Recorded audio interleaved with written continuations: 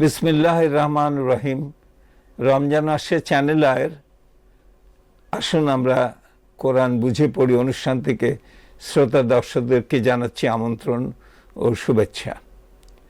আমরা জ্ঞানী ব্যক্তিদের কথা বলেছি গত অনুষ্ঠানে। আজকে আমরা বলবো ওই জ্ঞানী ব্যক্তিদের মধ্যে একটা বিশেষ সেকশন বিজ্ঞানী। তো লোকে জিজ্ঞেস করতে পারে বিজ্ঞানী কেমন করে এটা হতে পারে, বিজ্ঞানীদের কথা থাকার কথা তো না।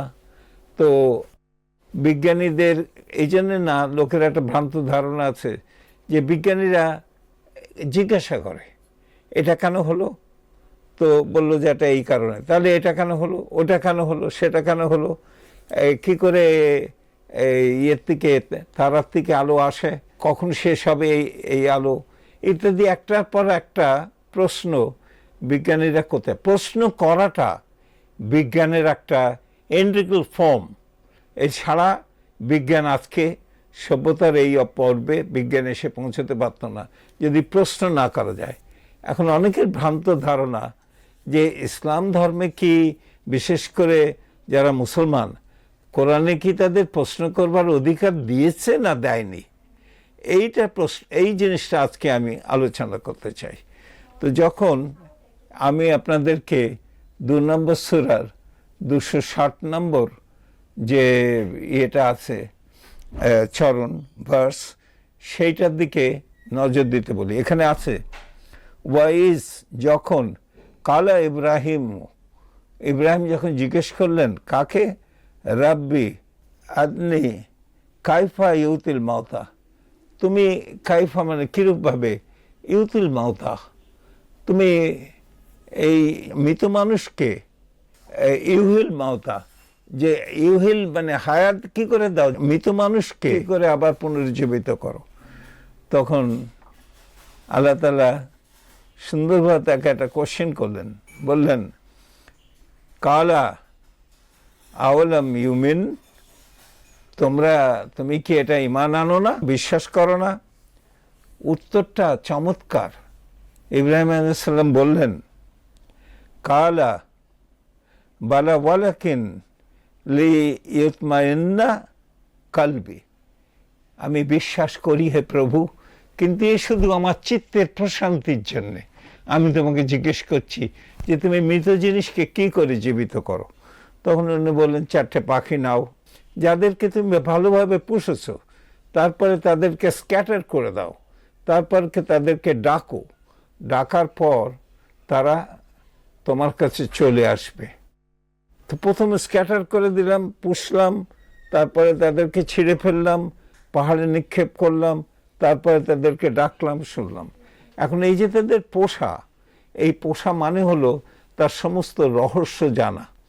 আমি যখন একটা পাখি পুষি, তখন সেই পাখিটা কখন শীষ দিবে, কখন আমাকে দিকে চিৎকার করে উঠবে, কখন সে একটা কাঁচা লঙ্কা খাবে, কখন সে অন্য পাখি আসলে তাদের সঙ্গে কিচিরমিচির করবে, আমার সমস্ত, আমি যদি তাকে অবজার্ভ করি দিবারাত্র, তাহলে তোর পুরো হ্যাবিটাট আমি জেনে যেতে পারি।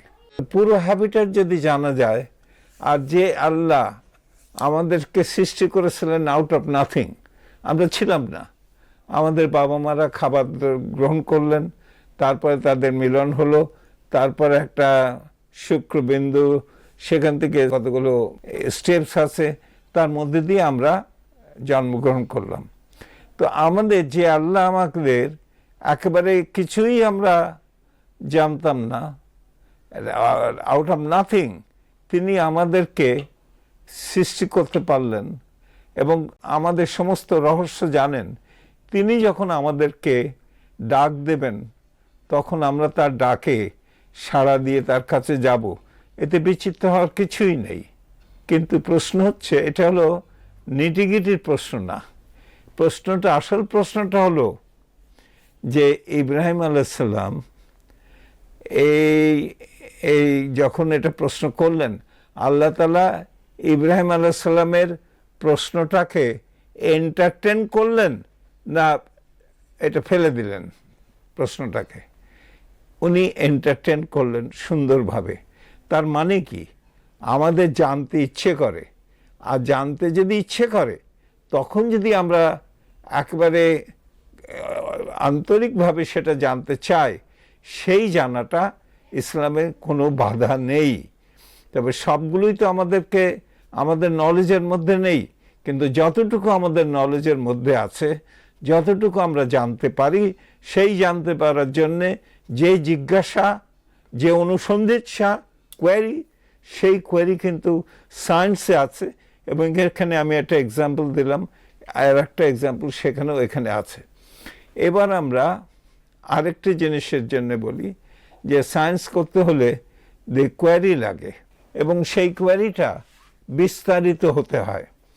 তো 10 নম্বর সূরার 101 নম্বর আয়াতে ছোট্ট করে একটা জিনিস আছে, যা যদি মুসলিম ওয়ার্ল্ড অনুধাবন করত তাদের অবস্থা অন্যরকম হয়ে যেত। ওখানে বলা হয়েছে কুলিন জুরু মা জাফিস সামাওয়াতি ওয়াল আরদ। কুলিন জুরু, কুল মানে হলো বলো, কুল, আর কুলিন জুরু নজর, নজর আরবি শব্দ। নজর শব্দটা, কুলিন জুরু বলো নজর দিতে, কিসে? মা জাফিস সামাওয়াতি ওয়াল আরদ, হেভেন্স এবং আর্থের মধ্যে যা কিছু আছে তার প্রতিটি জিনিসের দিকে নজর দিতে বলো। এখন এইটাই কি পুরো সায়েন্সের এজেন্ডা নয়? এইটাই তো পুরো সায়েন্সের এজেন্ডা। আমরা সায়েন্সে যখন ক্ষুদ্র থেকে ক্ষুদ্রতর এবং ক্ষুদ্রতর থেকে ক্ষুদ্রতম বস্তুতে আমরা যাই, যে 10⁻⁴ সেন্টিমিটার এই স্কেল থেকে, আর একেবারে বৃহৎ থেকে বৃহত্তর এবং বৃহত্তর থেকে বৃহত্তম সেই বস্তুতে যখন আমরা গিয়ে মধ্যে আমরা করি, এই যে 10⁻28 সেন্টিমিটার থেকে শুরু করে 10⁻⁴ সেন্টিমিটার, এই মাঝখানে যত বিষয় আছে সব আমরা করি। সেইগুলো করতেই কিন্তু আল্লাহ তাআলা আমাদের নির্দেশ দিয়েছেন। সায়েন্স হলো আল্লাহর নির্দেশ। এই কথা বলে আমরা আজকে কোরআনে বিজ্ঞান সংক্রান্ত প্রাথমিক কয়েকটা কথা বলে এই আলোচনা এখানে শেষ করছি। আল্লাহ হাফেজ।